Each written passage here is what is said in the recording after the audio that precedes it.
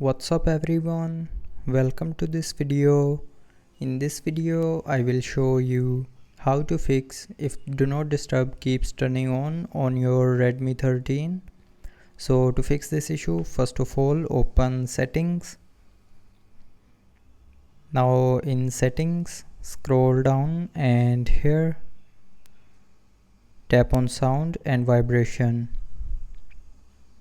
Now in sound and vibration scroll down and tap on do not disturb option, and here tap on schedule turn on time. Now here you will see a button if you have set up schedule turn on.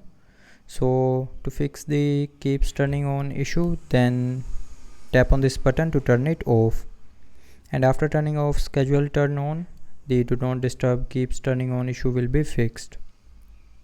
But if you're still facing the issue, then try updating the phone software. So to update, open settings, tap on about phone, and here tap on the software version, and then it will automatically check for the available updates. So if you have any available update, then update your phone to the latest version, and after updating the phone software, the do not disturb keeps turning on issue will be fixed. So that's how you can fix if the do not disturb keeps turning on your Redmi 13.